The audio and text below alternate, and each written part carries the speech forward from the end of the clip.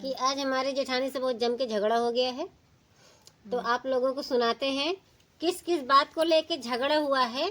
आज सुबह जब मैं उठी तभी मेरे जेठानी से हो गया बहुत ज्यादा झगड़ा। हाँ। तो किस बात को लेके हुआ है झगड़ा, आपको पूरी बात सुनाते हैं। आप लोग बताइएगा झगड़ा सही हुआ कि गलत हुआ। चलिए।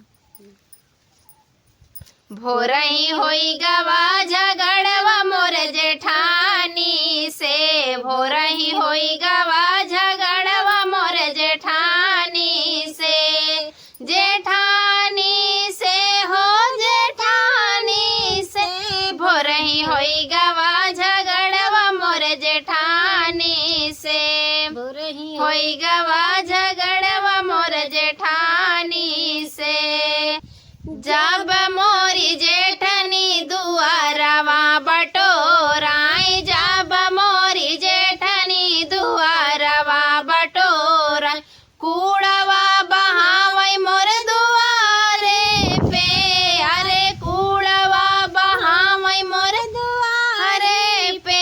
भोरही होई गवा झगड़वा मोर जेठानी से, भोरही होई गवा झगड़वा मोर जेठानी से।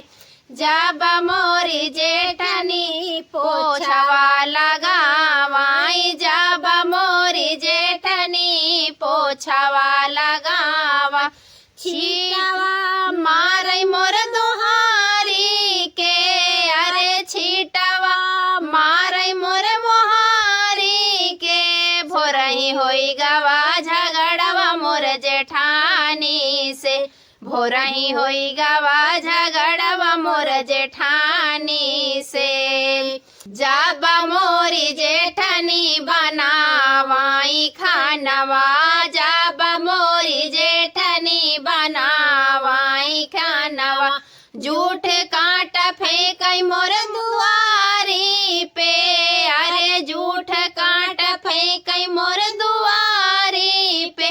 भोरही होई गवा झगड़वा मोर जेठानी से, भोरही होई गवा झगड़वा मोर जेठानी से।